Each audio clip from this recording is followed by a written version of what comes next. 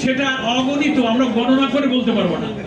আমরা এই সংখ্যাটা অগণিত শব্দ দিয়ে বোঝাতে চাই যে সারা দেশ থেকে বিপুল পরিমাণ লোক হবে, আপনারাই গণনা করবেন ইনশাআল্লাহ। নেক্সট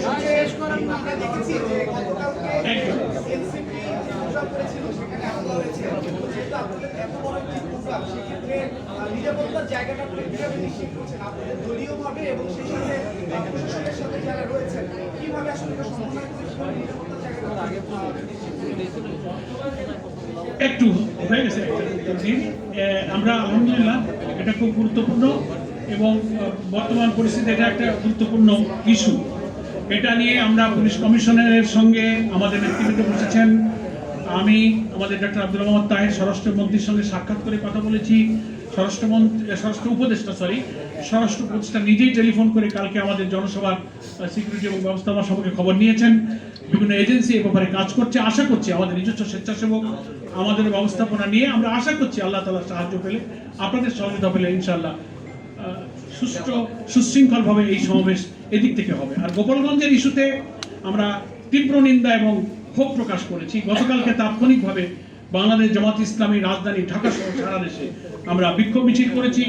আমাদের সম্মানিত আমিরে জামাত এই ঘটনা ঘটার পরই স্বরাষ্ট্রমন্ত্রী এবং দেশের খুব উচ্চপদস্থ গুরুত্বপূর্ণ এজেন্সির সঙ্গে সরাসরি কথা বলে যখন গোপালগঞ্জে এনসিপির নেতৃবৃন্দ আটকা পড়ে গেলেন ডিসি অফিস, এসপি অফিসে, তাদেরকে রেস্কিউ করার জন্য সরাসরি গুরুত্বপূর্ণ জায়গায় আমাদের আমির জামাত নিজেই মনিটর করেছেন, কথা বলেছেন।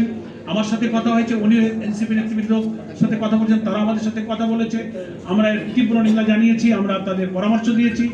আমরা মনে করি যে একটা নিষিদ্ধ ছাত্র দল বা যুব ছাত্র সংগঠন, আর কি ছাত্র সংগঠন বা রাজনৈতিক সংগঠন, এরকম একটা পূর্ব ঘোষিত গণতান্ত্রিক প্রোগ্রাম, তাদের সাংবিধানিক অধিকার, তারা সারা দেশে পদযাত্রা করছে, পূর্ব নির্ধারিত টাইম তাদের ছিল, সেইখানে এইভাবে দিনের বেলা হামলা করে বসলো।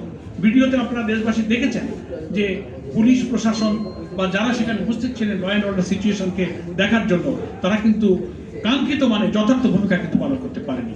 এসেছেন তারা এসেছে পরে, কিন্তু তখন কিন্তু দুর্ঘটনা কিন্তু ঘটে গেছে। যাই হোক, তারপরে আমাদের আমিরে জামাত সহ দেশবাসী যখন উদ্বিগ্ন হয়েছেন, গুরুত্বপূর্ণ জায়গায় আমরা কথা বলেছি, তারপরে তাদেরকে উদ্ধার করে নিরাপদে তাদেরকে পাঠাবার ব্যবস্থা নেওয়া হয়েছে। এটার জন্য আমরা তীব্র নিন্দা জানাই এবং বিস্ময়ের ব্যাপার যে সশস্ত্রভাবে গোপালগঞ্জের সেই সব জায়গাগুলোতে তারপরও তারা যে মিছিল করেছে, বিক্ষোভ করেছে, ডিসি অফিসে, এসপি অফিসে হামলা করেছে, কারাগারে হামলা করেছে, এটা খুবই ন্যাক্কারজনক। এর আমরা তীব্র নিন্দা জানাই এবং এই অবস্থা নিরসন হওয়ার জন্য আজকে সারা দেশে জামাত ইসলামী বিক্ষোভ দিবস ঘোষণা করেছে।